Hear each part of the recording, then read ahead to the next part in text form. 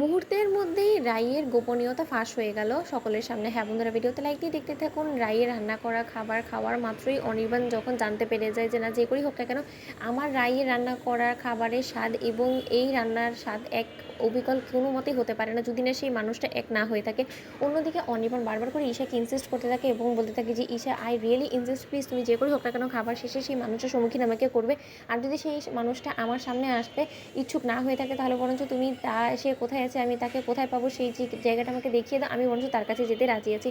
অন্যদিকে ঈশা বলতে থাকে যে আরে অনিদা, তুমি এতটা ব্যতিব্যস্ত হয়ে উঠেছো কেন বলো তো? আমি তো তোমাকে একবার বললাম, তুমি নিশ্চয়ই খাবারের সাথে ভুলতে পারছো না বিধে তার থেকে রেসিপি নেওয়ার কথা ভাবছো, তার জন্য তুমি এতটা উদ্বিগ্ন হয়ে রয়েছো তার সাথে দেখা করার জন্য, তাই তো? তুমি একদম ভেবো না, আমরা অনামিকাকে খুব শীঘ্রই তোমার সাথে পরিচয় করবো। আসলে সে একটু লাজুক, তো তাকে আমরা প্রথমে বলেছিলাম যে তোমার সাথে প্রথমবারই আমরা পরিচয় করিয়ে দিই, কিন্তু সে যথেষ্ট পরিমাণে তোমার কাছে লজ্জা ফিল করছে বিধায় আমরা তাকে ইনসিস্ট করিনি। কিন্তু এখন যখন তুমি এতটাই আমাদেরকে পাগল করছো তাহলে অবশ্যই তাকে তো একবার হলেও তোমার সামনাসামনি আনতেই হয়। অন্যদিকে রায়ের কাছে গিয়ে ঈশা বলতে থাকে যে অনামিকা, তোমাকে যে করেই হোক না কেন আজকে আমার কথাটুকু রাখার জন্য হলেও অনির্বাণ দার সামনাসামনি তোমাকে হতেই হবে। অন্যদিকে রায় বলতে থাকে যে না প্লিজ ঈশা, আমি তোমার কাছে হাত জোর করে অনুরোধ করছি বোন আমার, তুমি এই কথাটা অন্তত আমাকে রাখতে বলো না। অন্যদিকে ঈশা বলতে থাকে যে আচ্ছা অনামিকা, তুমি একটা কথা বলো তো, এর পেছনে কি তোমার কোনো গোপন রহস্য আছে যেটা কিনা অনিদা তোমার সম্মুখীন দাঁড়ানো মাত্রই তোমার সম্পর্কে বলে দিতে পারি, সেই ভয়ে কি তুমি তাকে এড়িয়ে যাওয়ার চেষ্টা করছো? না, তবে আমি সেই প্রথম দিক থেকে দেখছি যে অনির্বাণ দা সব খাবার খেতে পছন্দ করে তুমি ঠিক এক্স্যাক্ট সেই খাবারই রান্না করেছো। তারপর যখন অনির্বাণদা এতবার করে ইনসিস্ট করছে তার সত্ত্বেও তুমি কোনো মতেই তার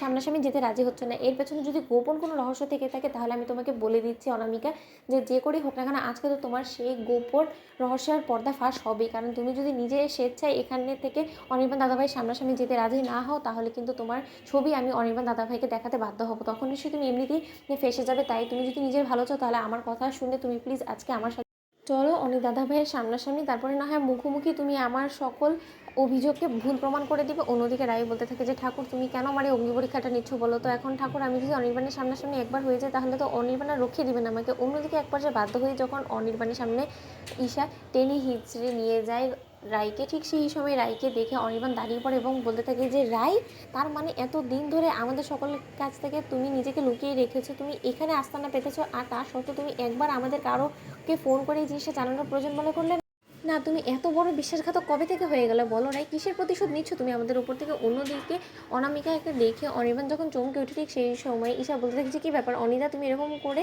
হতবাক হয়ে পড়লে কেন অনামিকাকে দেখে বলো তো? অন্যদিকে অনির্বাণ ও রায়ের নামে অনামিকা নাম শোনা মাত্র চমকে ওঠে এবং বলতে থাকে যে ঈশা, তোমার কোথাও ভুল হচ্ছে, ও রায়, ও কোনো মতো অনামিকা হতে পারে না। অন্যদিকে অঞ্জন বলতে থাকে যে না না অনিদা, তোমার কোথাও ভুল হচ্ছে, ও আমার বোন অনামিকা। তো বন্ধু, ভিডিও ভালো লাগলে সাবস্ক্রাইব করতে ভুলো না।